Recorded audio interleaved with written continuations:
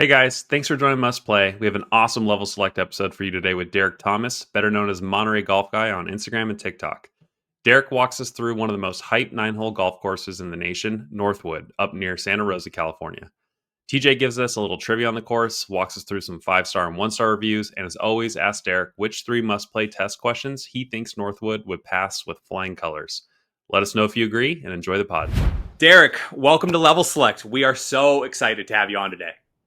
Pumped to be here. Thank you guys for having me. I think it's a conversation that we've been looking forward to for some time. I know for Shawn and I, we're pretty blind when it comes to Northern California golf. So I think bringing in someone who is an expert, they're willing to put the word Monterey in their Instagram and TikTok handle. I think I couldn't think of anyone better to have come on and chat. Well, I appreciate it. And I'll probably get yelled at for people calling Monterey Northern California. That's usually a thing that people will get. It's a triggering moment. But I grew up in the Bay Area. It's where I spent the majority of my young life. So yeah, I played a lot of the courses. I love it. It's fucking great. So yeah, let's get into it. Do you agree with the name expert that he just dropped? Absolutely not. Absolutely not. To be honest, when I first grabbed the name, it was just like, what do you name a golf account? And I was like, I live in Monterey. I like golfing. I'm a guy. So let's just run with it. There you go. Perfect. I think far too many times as golfers, we sell ourselves short and not actually talk about how good we are, how we are only bad at golf. I think the same thing comes when you're talking to somebody and refer to them as an expert. They would never see themselves as an expert because there's still so much more to learn. But from the outsider's perspective, they might be the expert on that topic. Yeah, I mean, that's very, very nicely put. I still am not going to admit it. That's fair. Right. So before we jump into Northwood and talk about you and Twilight Social Club, I just want to take a quick moment and thank today's sponsor, Bird Darts, for sponsoring the pod. Today's episode of Must Play is sponsored by Bird Darts Premium Golf Tees. Nothing relaxes me more on the course than tearing open a box and ripping a few bird darts with the boys. The 100% bamboo golf tees feature a clean design with marks to help you tee up your shots consistently, so your only swing thought is worrying about the cart girl who's watching you tee off. You can also use bird darts without worrying about harming the environment. They're biodegradable, and the packaging is made from recycled materials. Head over to their website, birddarts.com, and use code FAIRWAGERS for 10% off today. Check out their new 4-packs they just dropped for you and all your boys. All right, so Derek, let's talk about how we got to today, how we got to Monterey Golf Guy, Twilight Social Club. How do you find golf? I know you and I chatted a little bit before the pod, and we talked about how you're a former baseball guy, but how do you end up here? How do you end up as Monterey Golf Guy? Man, so I mean, how far can we go back? I mean, I've been around golf for most of my life. My dad's a really good golfer. He's still... I think he'll tell you he's like a 5 handicap, but he'll play to like a 2 or a 3. I've only beat him 3 times my entire life. Sandbagger. So he can still play. We grew up on like a little golf course out on the Delta, kind of like just east of the Bay Area growing up. So it was always around. Didn't really like it growing up because it was so hard. And I've always just been like, I like things that come naturally. I like things that I'm good at. So, but it was always there. Played baseball in college, all that kind of stuff. And then once that was over, because I had dreams of being the guy, playing for the San Francisco Giants, all that kind of stuff. Once that was done, I was like, I was missing that competitive feel, right? Like that was where my like self-worth came from, right? It was like competing, winning, all that kind of stuff. And then it just gets wiped away. And I need something to fill that void. And that's when I dove like headfirst into golf. And thankfully, like all of my buddies that I had grown up with, we had all played sports. We all had that similar, like, we need something to talk shit over. We need something to compete against each other with. And golf just perfectly slid right in.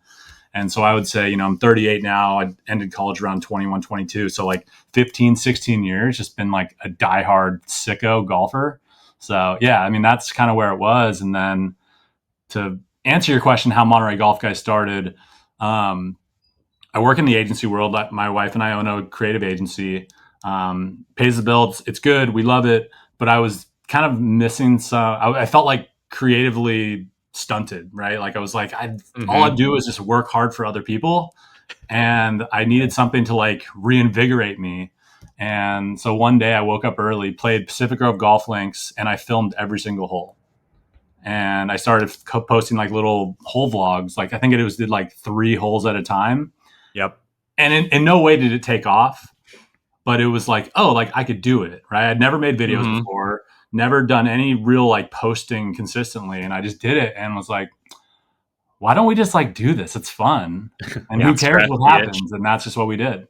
Yeah, it definitely scratches that small little like creative outlet, and learning like editing as you go along, where you start to pick up little tips and tricks or what does work, what doesn't work. It's super, super satisfying as you go on. I know that's when you realize that it's not like I wasn't the creative kid growing up, so it felt very daunting. Yeah. Like I was not like a painter. I wasn't doing art. I was just like sports, right? And so the idea of making videos was very overwhelming, and it was scary, to be frank. And then you start getting into CapCut or TikTok or whatever it is that you're using to edit, and you're like, they make this pretty easy.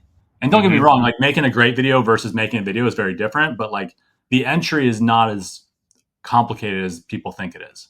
Not at all. Not at all. It used to be so much more worse to try and cobble together a few different shots of a video into something feasible. And now it's like, oh man, you can film, edit, and post if you really want to. A decently good piece of content, like less than 30 minutes, which is... Oh, some of my best videos take like 6 minutes to make. Like film, edit, post. Like the ones I spend the most time on, those are flops. Always flops.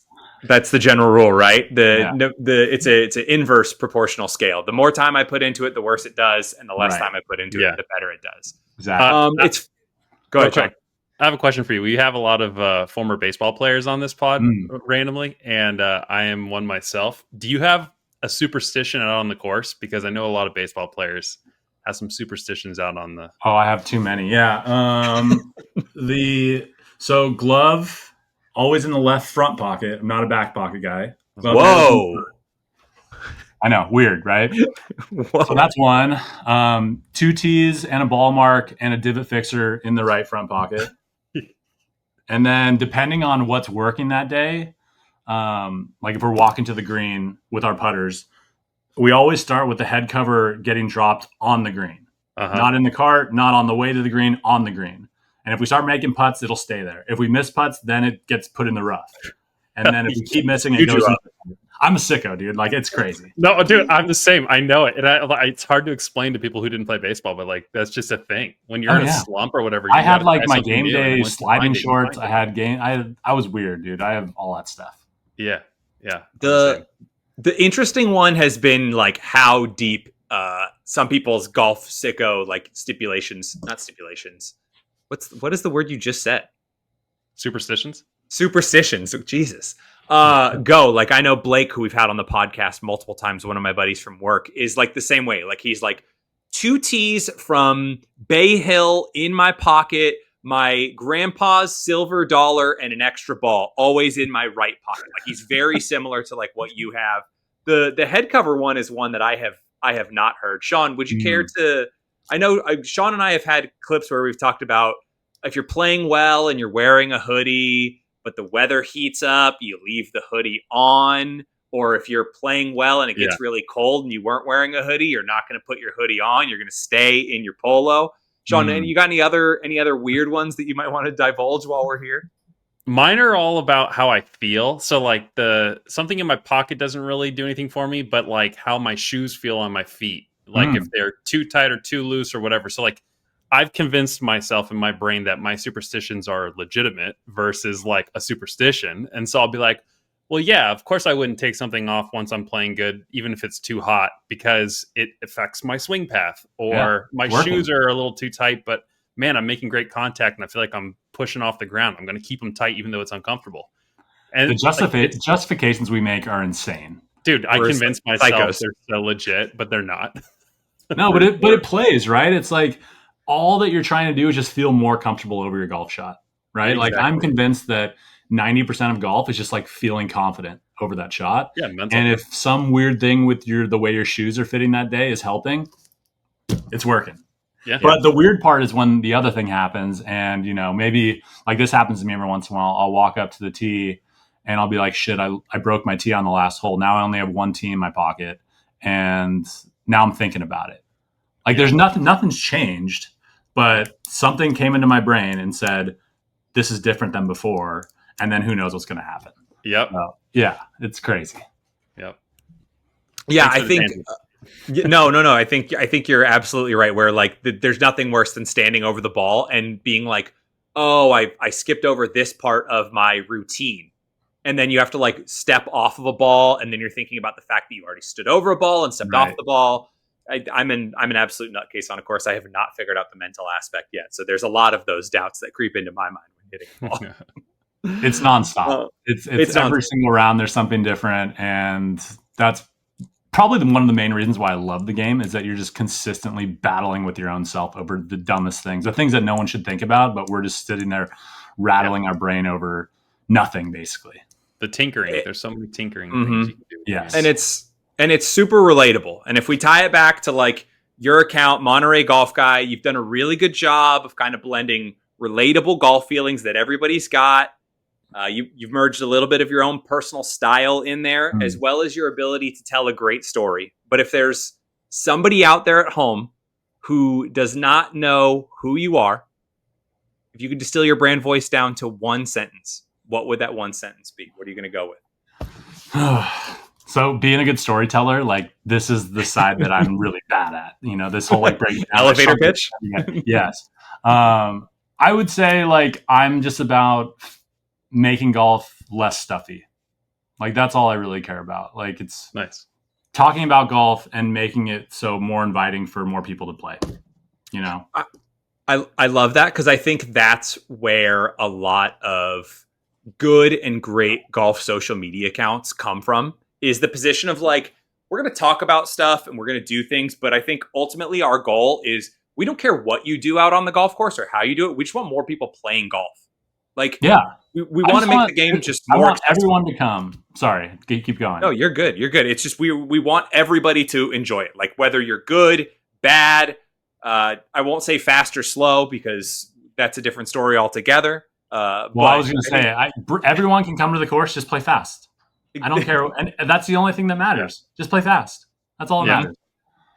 I don't know if you intend this, but I think maybe one of the side effects of that brand voice is your vibes are just good. I watch your stuff and it's very calming and like, I want to hang. And then when you posted that thing about the golf trip you're organizing where you like took care of a bunch of the stuff, I was like, oh my God, this guy has got like my number. Like give me someone who's organized and is just a good hang. And that's like the perfect person to invite to a trip or have host the trip. Well, I appreciate that. And I'm not that organized. So that's one thing that I'm glad that comes off. But like, frankly, without my wife, like she saves my life all the time when it comes to organization. Yeah. But yeah, all I want to do is just like create cool experiences, you know, like we all as golfers, like there's countless viral videos about this where it's like every golf group needs the organizer, right? Where it's like, they're going to set up tee times, they're going to set up golf trips, whatever that is. And I have one in my group, but he's got 2 kids now and he's a football coach. So he's slammed. And I'm the one guy that's like an entrepreneur. I kind of make my own schedule. And so I basically just got sick and tired of waiting for someone to organize fun shit. And I was like, maybe this is what I have to do. If I want to do it, like, let's do it. And I'll just sell tickets to it. So that's kind of where what got us to this next thing that Twilight's doing. Yeah, I mean, that's actually a perfect segue. Literally the next question that I had for you was talking about Twilight Social Club. Give the people at home a little spiel. They're probably not in your area, but they're probably going to enjoy and say, hey, I love what he's doing. I want to do something like this near me. But like, what do you got going on there? Obviously, Shawn talked about the golf trip, your first golf trip that you're planning with everyone. Tell us more about all that. So Twilight Social Club is a club I started back in like April of last year. So we're like 18 months in, something like that. And it all started because when I moved to Monterey, I didn't know anybody, right? I moved here in 2021, played a lot of golf solo. And this is before content, before any of that. Mm-hmm. And so I started posting content and was still playing alone, would get invites here and there, but I basically was like, how can I meet more people? And the more people I met on the peninsula here, a lot of them are transplants. Like not a lot of people who are here are from here. And so I felt like a lot of people were in a similar boat. And when the account started to grow, I was like, why don't we just do a meetup? And we started doing meetups. We did 5 meetups last year at a local golf course. And I've met this incredible group of people. ranging anywhere from like 22 to 45. And it's just this perfect vibe of people where they loved golf. They were obsessed about it, but they didn't take it too seriously. And they also like had interesting style, which I've always cared about. Like I love dressing and loving the way that I feel and look and all that kind of stuff. And so it all just kind of came together.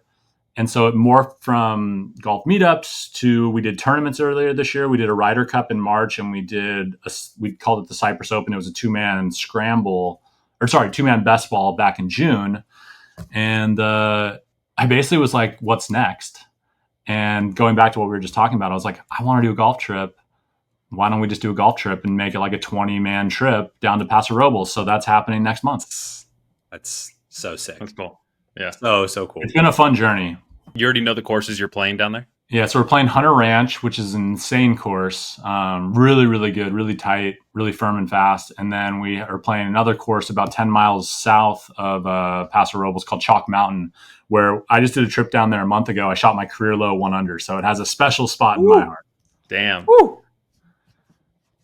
When you're booking golf courses for whether it be Twilight Social or for this first golf trip that you've got going on, what are like factors that you try and think of? Like, what are you looking at a golf course as like, yes, the golf course that we book needs to have that type of thing for these kinds of events? I'm always looking at, well, one, I'm trying to get a relationship going with the course. So my first instinct is like, are these people open to even having a conversation, right? Because like we're promoting these courses while we're doing these things. And I think a lot of golf courses have gotten complacent. They don't care about any of this stuff. And so if they're not at all interested, I typically move on. Typically go somewhere else, because I want this to be kind of this two-way thing, because a lot of work we put into it. And so that's one. Two, I want there to be kind of a decent area for warming up and practicing, because there's guys that take this stuff seriously and want to play well and want to have a good time. So it's got to have a decent range, maybe a place to grab a beer. But mainly it's just, I want the course to set up well for all skill sets. Whether you're a scratch, whether you're a 20, because we invite everybody. Like it's not about like, hey, this is a group of sticks and we go out and we're all breaking 80. No, like, I can shoot 85. I can shoot 71. We have guys that can shoot 110 or can shoot an 85. So it's like, I want it to match everybody's skill level and all be able to have a good time. I don't know if TJ set you up or not, but you just named like 4 questions of our must play test right there. So yeah, it was a little bit of a segue to get into us to start to talk about Northwood a little bit. My bad for jumping the gun. No. No. That's validation for our test, is what I'm saying. Like we come up with questions that are like that. Like you're taking a group of guys or you're going to visit. Like what matters to you, and it's more than just the course, right? Right. Yeah. Practice. Yeah. The beers, the vibes. It's fair to handicaps, that kind of stuff. Exactly. Yeah. So then let's kind of move into Northwood a little bit. I think the main course of today's meal. 1 hour north of San Francisco, I believe, Shawn, it's Monterey is where it's located. Is that what you said? Monterey. Yeah. Either way, I digress. I'm not from the area. I'm not. It's not on mine to get right. It's on someone else to correct me. So, Derek, tell us about why you love this course, why you wanted to come and pitch us on it as a must-play test. I also think that Shawn will probably chime in here. Shawn, you've actually played this course as well, right? Yeah, and I can't wait to talk about it after him, because I'm going to agree with everything he says. Yeah, so Derek, lean into it. Tell us about everything. We'll jump into what questions on the must-play test it passes later, but give us, kind of your first impressions, maybe how you discovered the course and what it's like. Okay, so I discovered it because I had a friend that played it probably 10 years ago, and he was kind of telling me about how it's a different experience than any other golf course he'd ever done, right, or ever played. And that's kind of the best way that I was thinking about how to break it down, was like, there's no other course that I've ever played that's anything like it. You pull up, and before you get there, you're going, how is there a golf course here? Because you're just in the thick of the redwoods. And these are not like 50-foot redwoods. These are like 200, 300-foot redwoods. And it's a different planet out there. And then you start to go down like the lore side of it, where it's like an Alister MacKenzie course. And, he did Cypress Point, he did Pasatiempo, he did Augusta National. And you're like, oh, wow, like what is this place? And then you're like booking tee times. You're like, it's only $50. And you're like, wow, like what is this? And then you arrive, and again, you're just like overtaken by these massive redwood trees. And it's not even that the course is in like the most pure shape of any course, or there's nothing that's like a 10 out of 10, but as it all blends together, it is a 10 out of 10. Yeah. And the fact that it's like just a 9-hole golf course makes it that much better. Like there's something about it. It's very hard to like pinpoint. When you go, do you usually play it twice? Do you do the loop? The only times I've only played it twice because it's 4 or 5 hours away from me. Yeah. But I want to talk about it because it's so different. But Yeah. I've only done it. The only times I've played 9 holes. So it was just like a very quick. I did it once with buddies, and I did it once with my wife, our buddy, and his wife, and their kid. So it's like 2 very different rounds. Yeah. But still the most enjoyable rounds on both sides. That's cool. Shawn, you want to talk about your experience? Yeah, I mean, I'll echo what you just said. I cannot understate what he just said about you pull up and what that feels like. It's like you go to summer camp and you see the lodge and smoke coming out of the chimney and the redwoods are there. You just pass through Guerneville and like all the forests and you're like you just said, there's a course here. Mm-hmm. And then you get out and it's somehow popular and busy and like locals are just relaxing. When we went, the sun was coming through the trees around like 4 p.m. and it was just gorgeous. Like when the light filters through the trees and you can see like bugs and stuff. It was like that. I was like, what the hell is this place? It was so magical. And we walked in and got drinks from the restaurant, which I think is just called Northwoods. Yeah. Or Northwood. And the people there were like the coolest, like out of a movie local, like they don't give a shit about you, but it's endearing. And they're like, what do you want? You're like, oh my God, I want to, when we finished our round, we talked about it. We were like, we're coming back here and we're just going to post up and have a drink. And then spoiler, we didn't, because after we finished 9, there's that little hill behind the green and we saw chairs up there. And I was like, never mind, scratch that. We're going there. Yeah. And we had drinks and sat and watched groups come in. And I was so at peace with the whole thing. I'll talk more about the rest of the day in a second, but yeah, it was incredible. There's something special about it. Like you were talking about how the people up there are just different. Like Guerneville and Monterey, it's not a popular area, like there's not a whole lot going on. And so it's not your typical golf course, like when I did it a couple of years ago, it was like a window that like slid open and you just like paid. And so it's not like you walk into this amazing pro shop and it's like, it's not 10 out of 10 amenities. It's just like, hey man, like pay your $35 and like get out of here and go play. Yeah. And then you just like, I remember the first hole is kind of like, just like this open, whatever. You got trees, but it's like very open and very inviting. It's like a handshake first hole. Right. Yeah. And then the second one, you're like, holy shit. Like, what is this? And like, I would say that the holes are probably, if you remove the trees, the course would be pretty easy. But because the trees are so big, it's so intimidating. It dictates every shot. Yeah, you're like it looks like you have nowhere to go, and it just looks so tight. Yeah, and it's only like 2,800 yards, something like that. It's not crazy long, but it's terrifying. Like a lot of the tee shots are scary as hell. Yeah, and you could probably vouch for this too. But out of any course I've played in my life, this one sounded the coolest when you hit a shot.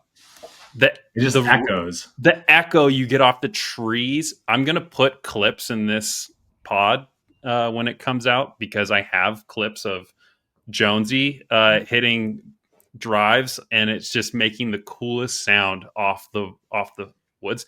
And he hits one and he goes, "Whoa!" Like I know that was insane.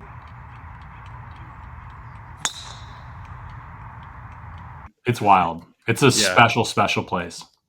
Does it when you guys were talking about the like paying just through like the little window, does it almost feel like you get transported back into like how golf potentially used to be, like probably back in like the 50s or 60s where it wasn't like this grandiose production? It was kind of like you just showed up with your clubs, you threw somebody the money to play, or you put money in a box and you just teed off. To me it feels like what golf should be, where it's like there aren't these like investment firms and management companies like all coming in and going like, how do we make more money here? It's just like, no, dude, this place is cool. It's like we make a little profit, but like $50. Yeah. Like just give me your money and like do your thing. Like that's what it feels like. It felt more reminiscent, TJ, of a snack shack at a Little League game versus a grand production. And that snack shack hits, like in your memory as a kid, everything from that snack shack was incredible. Oh yeah. The best hot dog you've had, the best snow cone yeah. you've ever had. The candy's just out on the counter. You grab it and you just tell them like what you grabbed and you put the money down on the It counter. literally was Thanks. inside this pro shop. The candy Yeah. was on the counter right next to the register. I remember grabbing a Snickers. I love it. Incredible. I love it. So obviously you guys are gushing a lot, but we like to talk about some outsiders' perspectives here.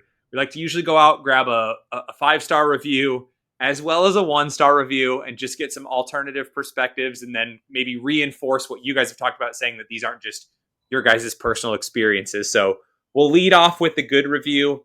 Derek, I'm sure this will be very similar to probably what both of you have said, but I'm more anxious to have you hear the 1-star review and maybe rebuttal a little bit, probably from both of you in this instance. Where I'm trying to figure out like how you can write a 1-star review. So what was really funny was that Shawn had mentioned that he loved the people inside the restaurant. There's a lot of negative reviews about the restaurant. I will say I had this note saved for the end of reviews. I will lead off right here. Go read reviews about this golf course on Google because the owner of the golf course is responding to like every positive, every negative, and they are not templated copy paste reviews.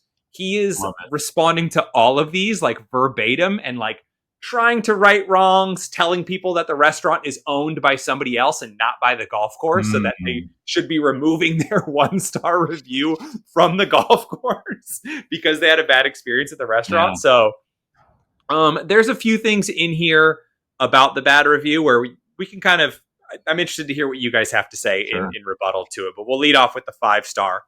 And this is, I love this because they also painted the scene here really well. So I love immersing myself in these reviews when I can. Thanksgiving Eve. The weather was perfect after a week of constant rain, so I drove up from San Francisco on a whim. No reservation. Green fee includes a course guide. Canned beers are available at the restaurant. Walked up with my pull cart and got paired up with a friendly twosome who just picked up golf in 2024. Teed off at 3 p.m. and was just too dark to complete the 9th hole at 5:15 p.m. Really enjoyed walking the course here, but it is narrow. Only one hole where I hit driver, number 9, and I hit it left OB, but found my ball and played my provisional with a 2-stroke penalty. Hit my 5-wood once on number 6. Maybe next time I will leave the woods at home and just bring irons and my putter. Teed off using my 4-iron most of the day, trying to draw or fade as necessary and keep the ball low and under the forest canopy. I saw a few balls that had become stuck in the tree branches above. The heaven must rain golf balls when it's windy there. Only my first time playing, but I distinctly remember each of the 9 holes already. Can't wait to go back again. I mean, I respect the effort into this whole review. Like you really cared. Yeah. Mm-hmm. I love when somebody takes the time to like I said, paint the picture, make the setting, make you really feel like you're there with them, and you kind of get a good between your guys' chat and then what they've said. I have a phenomenal visual of what I think the course is like, and can only think about how much of a nightmare it would be to play for myself. Well, I think he nailed it though. He talks about how leave your driver at home. You definitely don't need to bring it. Like it's not overly long. Like I think I was hitting 3-wood and hybrid or something the majority of the time, but you could get away with, if you could hit a 5-iron 200 yards, like you can just play 5-iron off the tee if you wanted to. Yeah. And I was actually reading up because when you asked me these questions, I was like, let me do a little research on Alister MacKenzie and that kind of stuff. And he talks about how he's all about strategy over length. And so I think this plays right into it. Because I remember there being shots where you want to land it short because it's going to funnel this way and funnel that way. So there's a lot of ways that you could play this course with just your irons, which I love. Like, I think there's something fun about, like, we have a group, our Twilight group, we've done like 4 club challenges. We'll do like 7 club challenges. We'll do all these things where it's like leave clubs at home. Like you don't need it all. Let's just see what we can do with a minimized golf set. Yeah. I think about it for out here in Southern California. We have Goat Hill where you can go out and play Goat Hill and you do not need to hit driver at all that day if you don't want to. And they play where length, to reinforce where length is not necessary. Their course record is only available to be contended for with persimmon woods. So You can't break the course record if you're hitting, a modern day driver out there at all. I love that. Yeah. And also, there's nowhere to go over any tree in this course. You can't even, if you wanted to hit a ball over a tree, you couldn't. No. Just imagine a video game with the out of bounds invisible walls that go straight up from the edges of the fairway of the hole. And then that thing curves this way and this way and this way. And anytime you hit that boundary, it's going to bounce back in. That's what it felt like. Like honestly, you don't get to dictate what your game's going to do. You play what he laid out for you on that course. Right. And that was the coolest part, to your point about strategy. It was like, oftentimes TJ and I talk about this when we go play courses out here by me. I see a different course than TJ sometimes because I'm like, ooh, I can cut this off because I know I can carry this. Yeah. This one, everyone's playing the same hole. You have to. Mm-hmm. Yeah, it's a shot maker's course. Like I remember multiple times having to hit it under the canopy. Like if you're tucked under it, you got to keep it low. You can chase balls. I remember the first time going there, it was pretty firm and fast, so you could kind of run and chase balls up and back.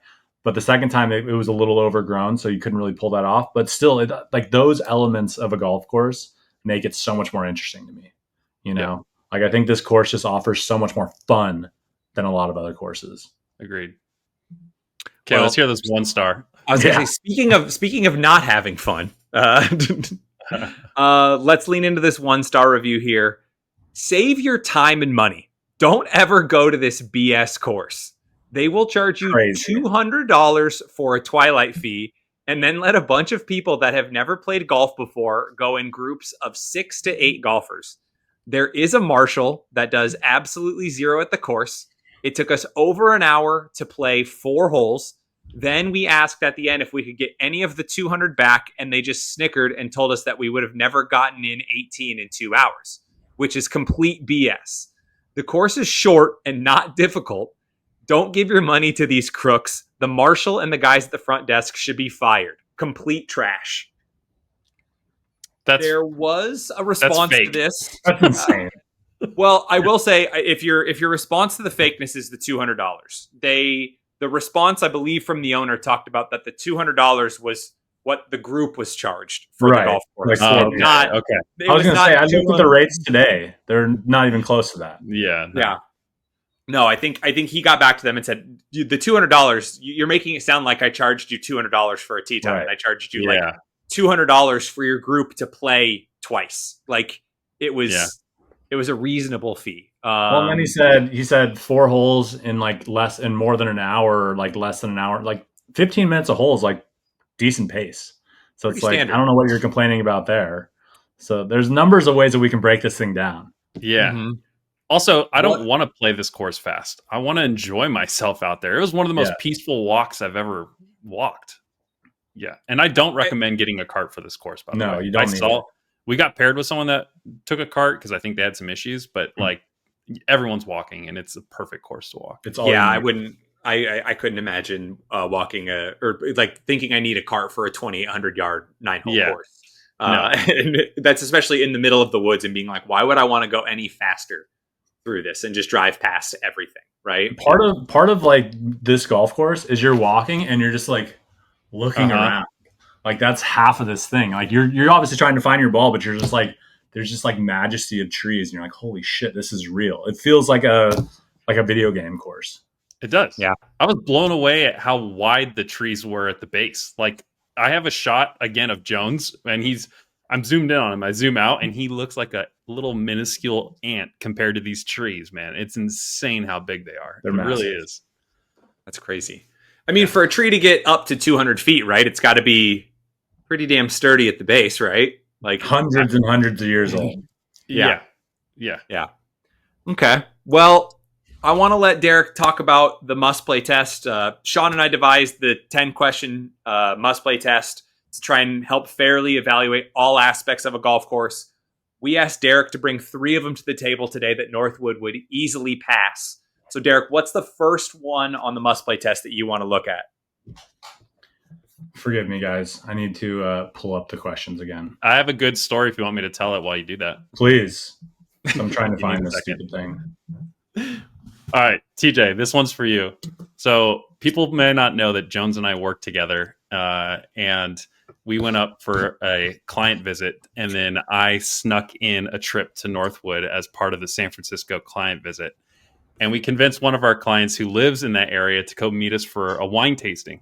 So I'm like, how far is this wine tasting from Northwood? I do the math and I'm like, oh, that's actually pretty close. So I was like, but I don't want to drive back that night. So this was the day that Jones and I had when we played Northwood. We stayed in San Francisco. We went to a tiki bar the night before and stayed out real late. Did you go to the famous one? Went to Last Rites or Ritual. What's it called? Oh, okay. There's one like at the bottom of a hotel that everyone goes to in San Francisco. Forgive me. Yeah, no. Well, there's like 5 tiki bars out there. Yeah. Smuggler's Cove is the one that everyone usually goes to. So we went to tiki bar, woke up the next morning. It was the farmer's market in front of the ferry building. We were staying at the hotel across from the ferry building. So we went out and got a bomb bagel breakfast sandwich and a coffee. Drove across the Golden Gate Bridge, up an hour to a wine tasting at La Crema. Took our client out to a wine tasting that day. Had a little much. Jones was drinking more than I because I was driving. Drove to Northwood after a wine tasting, which was like on the road, on the way there. Played one of my favorite rounds of golf ever. And then we realized that we haven't really been eating anything between the wine tasting and Northwood. We had beer at Northwood and whatnot. I was like, we need something. We got Taco Bell on the way back to Santa Rosa. And then we realized that Russian River Brewing was in Santa Rosa and they weren't closed yet. So I had Pliny and Blind Pig to end the night. So I had all that in one day, and it was like one of my favorite days ever. And I was flying after the end of that day. That's an unreal day. I mean, Blind Pig is probably one of my favorite beers of all time. Oh, it's incredible. I mean, like Pliny the Elder is great, but Blind Pig is kind of that's my personal favorite. Yeah. I've never even heard of it. I only hear, as a Southern California guy, I only ever hear people rave about Pliny. Like if somebody finds Pliny on tap at a bar down here, they scream it from the rooftops. They're like, "Hey, this bar has Pliny on tap!" Like, everyone's jazzed. It's their like less hoppy version of Pliny. That's a little bit more my speed. Yeah. I mean, San Diego, you guys are like IPA capital of the world. Like that's where it all started. Arrogant bastard. I love a good Stone IPA. I'm more of a West Coast IPA guy. I like a little less hops than everybody else. I'm a little bit more floral. I'm with you. I had my IPA phase, and now I'm like, I want something light. I want something. Just give me a Modelo, and I'll be happy. I mean, you can put any I'm from Arizona originally, so you can put any Mexican beer in my hand, and I'm a happy guy. So easy. Should I crack open a beer right now? I feel like I need a beer after this. I have Sculpin in my fridge. I can go grab one. Ooh, that'll do some damage, dude. Love Sculpin. I'm not going to tell you how to dictate your day. You live your life. All right. So going back to the questions, right? Yeah. So I think it definitely the bang for your buck test for sure.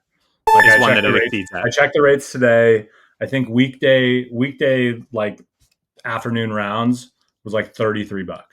And then a weekend was $55. Yeah. You know, even for only 9 holes, you will not have a better experience for that price. No, there's no way from what I've seen from like the photos and how everyone describes it. Like that's an insanely low tee time price that I think they know that they probably have to charge something that's less like that because they know they win any higher. You've got to get people who drive out there.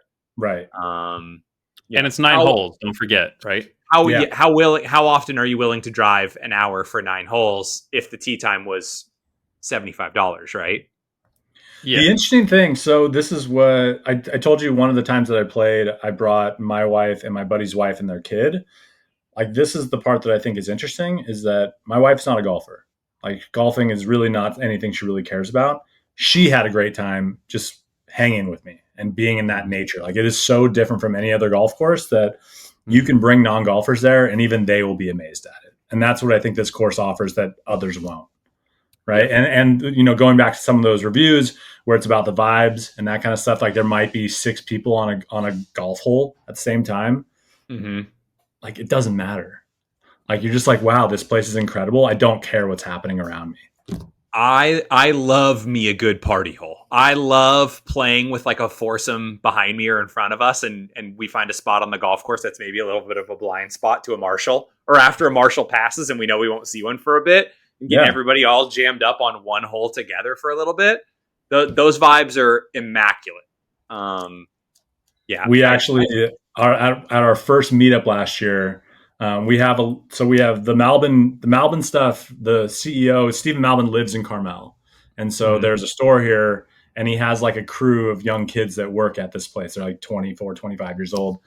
They had their own team for our first Twilight outing, and it was a 9-hole scramble. I didn't play in this first one because I was just panicking about is everyone having fun. So I was taking a cart and just driving around. I pull up to the 5th hole. They have 4 groups on the same hole playing a best ball. Like 16 guys just trying to like make a chip. And it was amazing. Like, I love that idea. It obviously has to be part of that day, whatever is happening, whatever's going on. Like, if I see a group of 16, I'm going to be pissed if I'm not a part of it. But if it's like a vibe party day, I love it. It's all about optics. Like, every conversation I've ever had with a marshal being like, hey, like we're really good about pace of play. We've tried to do it multiple times on boys trips or bachelor parties or whatever, trying to jam everybody up together. And the marshal will be like, I know that you guys are playing fast or aren't going to be the problem, but it's not about that. It's about how it looks to everybody else on the golf course. Yes. So. And that reminds me. So earlier you were saying, like, what do you look for in a golf course for doing these gatherings, things like that? Yeah. So I have one of my buddies organized this tournament called the Los Gatos Invitational, and we just had our 17th year that we've done it. 60 guys, 2-man scramble, 3-day event, right? And one thing that I've learned that makes the event stand out that much more is having an area behind the 18th hole where everyone can hang out. Oh, yeah. And watch the groups come in.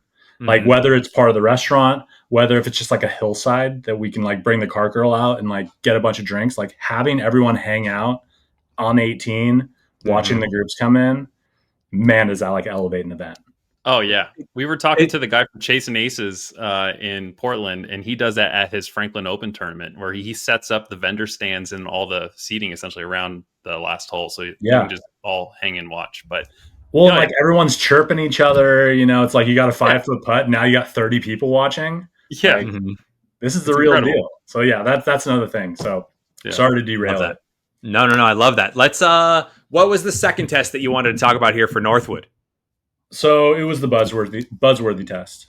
Like, So for those, just quickly for those who are uninformed, who have maybe not listened to Must Play, the buzzworthy test is that, are there multiple holes worth talking about? Does this course have more than one hole that a group would want to go immediately play again? So yeah, I would say I distinctly remember the second hole having this pretty wide fairway, but then there's like 2 trees and then the green's right behind it. So you have to literally like split the uprights to land it on the green, and being like, this is insane. So that was one. And then 18's pretty wild, 9 is pretty wild. There's like 5 or 6 holes that really stand out.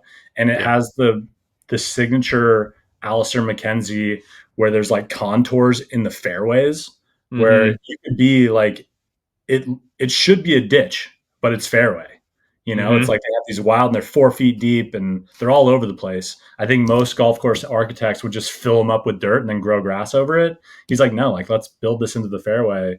And it's just so many of those like memorable pieces of different holes that I think really make it stand out.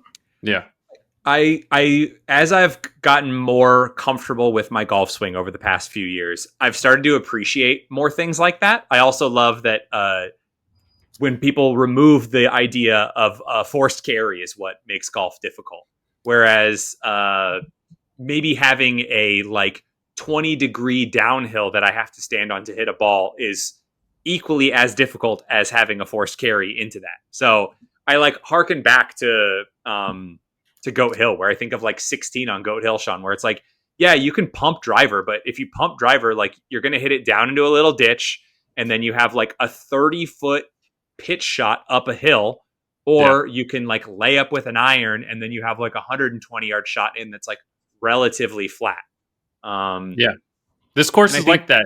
You can't overpower it, like I said, but you have to understand what question they're asking, or he's asking you in this course. Like, it's you just do the math and hit the shot. And it, like you said, Derek, it's like, can you execute on that shot? The shot makers, right?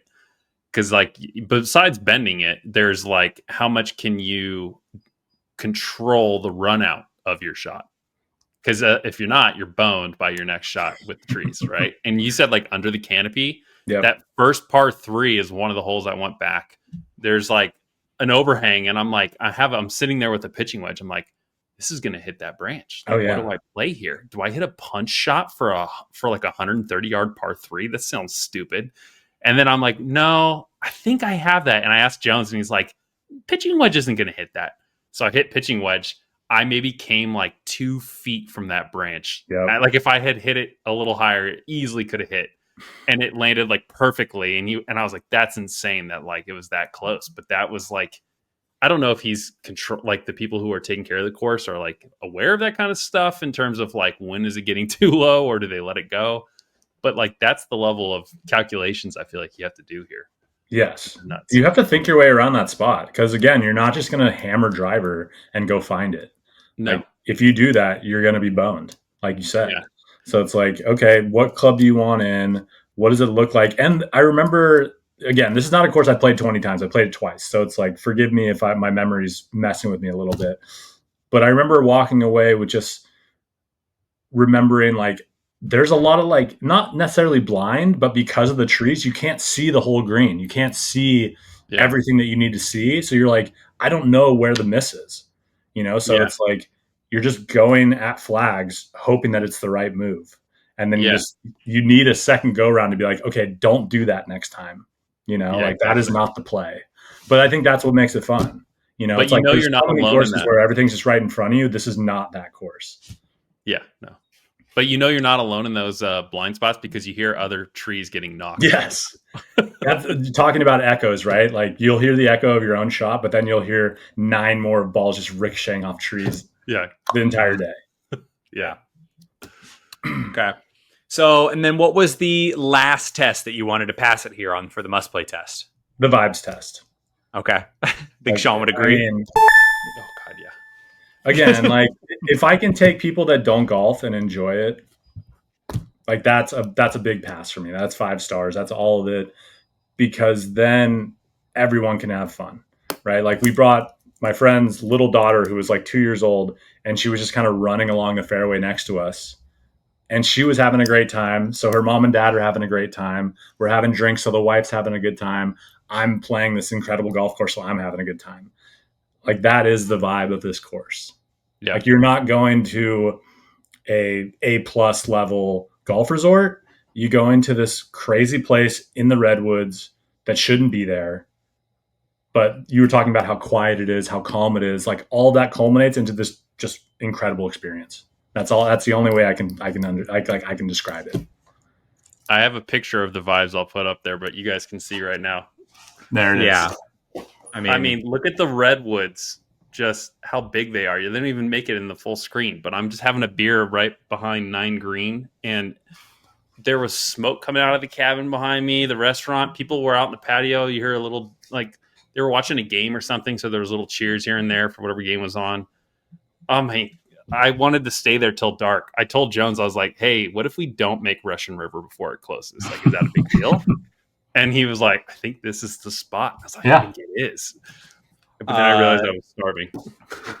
Shawn, hypothetical question here for you based upon maybe previous listeners of the podcast. If you were to be buried somewhere, or where you want to spend the last moments of your life, is it sitting in that chair on 9 at Northwood, or is it at the lodge at Torrey Pines? Why do you ask me these things? Because I've heard you just specifically refer to both of those as your best days ever. Yeah. Okay. You know what they have in common is that both spots are super cozy, comfortable. Mm-hmm. The lodge at Torrey with the fireplace right there, and you're on the patio when it's like a nice gray day, versus this one is the same way. Like, both are like, I just want a hoodie and a beer and a fire. But it's funny you mentioned buried, because at the course they have plaques of like I think it's like, is it people who played there all the time or like locals or something? But they have Yeah. like little memorials throughout and right behind 9. But I remember like seeing some of that, and I know EIL did a video on this too where he talks about this. But like, you want to talk about like a community that made it feel like a community completely, where I know the course is family ran already, but now you've got like this place that feels like it is a meeting spot or a gathering place for everyone. And that really drove it home for me. So to answer your question, TJ, it's still Torrey. It's still the wall. I thought so. Very different. I mean, when you're talking about Torrey and Northwood, like they're not the same, right? Like there's different places, different outcomes, different expectations. For sure. Like if I go to Torrey, I want to play my ass off. Whereas if I go to Northwood, I'm like, I don't care what happens today. Like I'm just here doing the thing. You know? Yeah. But for me, it's the Lodge because specifically the Lodge is a craftsman style look. And that craftsman style reminds me of the Redwoods and Yosemite. And like, interesting. Okay. Those two things are in my mind kind of similar. Yeah. Like, I don't know why I don't frequent the Lodge as much as I probably should, but also I think I am also doing myself a disservice by driving over there and then not playing golf at all. So it's probably why I don't end up there more frequently. Okay. So we talked about the must-play test that Derek wanted to pass. I also have a few fun facts / trivia here. Derek actually stole our first question here. Talking about Northern California, Alister MacKenzie designs. I was going to put him to the test about what other courses did he design up there, but you had already previously mentioned those in Cypress Point and Pasatiempo. The second one here, there is a nickname that the locals have dubbed Northwood. Have either of you heard of this nickname, or do you know this nickname? Care to take any guesses? I think I know it. Shawn? Do you know it, Derek? I mean, I have a guess, but it's out of nowhere. Like, go ahead. What's your guess? No, but that does lean over to my next trivia fact. So we'll get back to that in a second. Shawn? Is it Knockwood? It is Knockwood. Love due to all the tee shots smacking off of the redwood trees. So nice little humble name there. And then lastly here, like we talked about, Northwood sits on the Russian River. On the other side of the Russian River is a super exclusive retreat that is often described as summer camp for the world's most powerful people. Bohemian Grove. Derek knows it's the Bohemian Grove. I'm a weird conspiracy guy, so I've gone down rabbit holes about the Bohemian Grove. I have heard of this place. Yeah. It's funny because I thought, Shawn, I thought that you would know this because this is right in your alley. You are also a conspiracy theory guy. I knew I liked you there.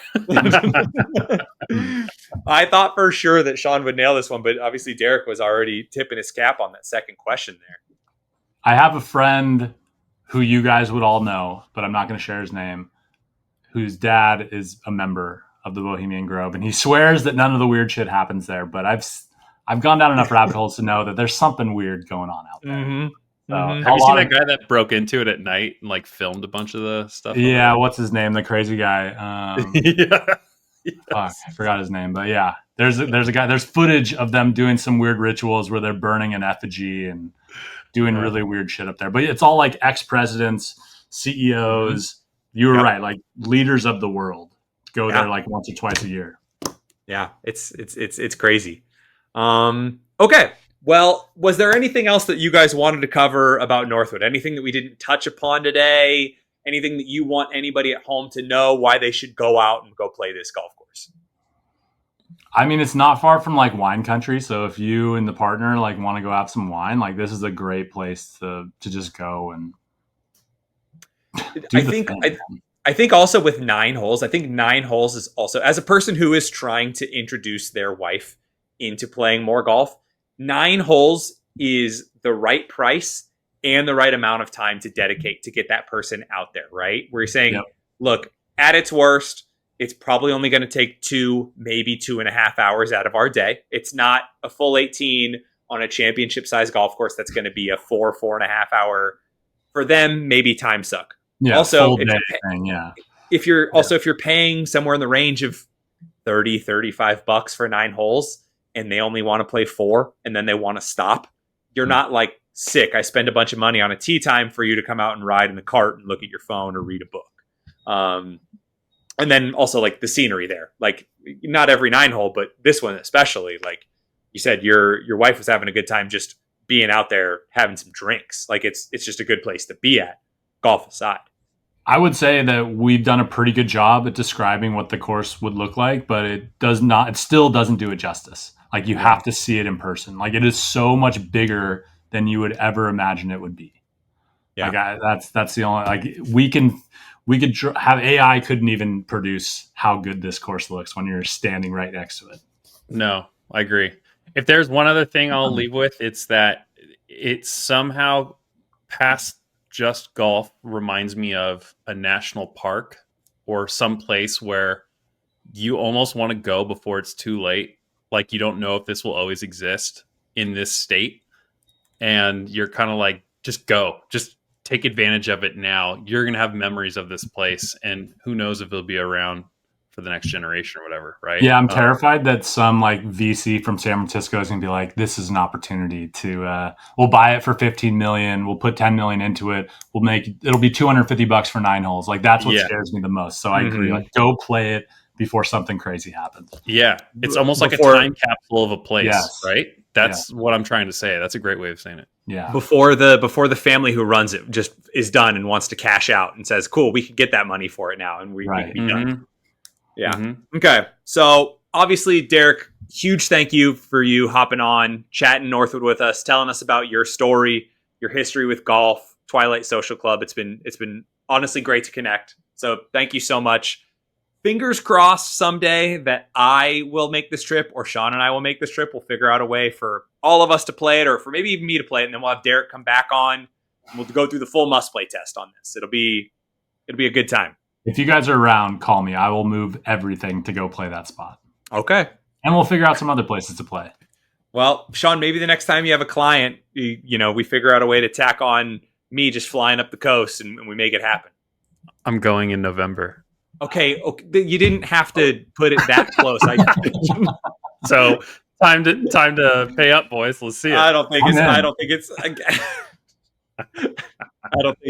I got married this year. I got married last month, Derek. So congratulations. Thank you. The financials are just not in a place to swing a trip. Oh, I get it. I'm going to Italy on Sunday, so I'm strapped too. I think I will definitely be picking your brain on Italy because I think that's where we're going to do our honeymoon next year. So nice. You and I might have to have some back and forths on where you went and what was good and what wasn't. So that'll be cool.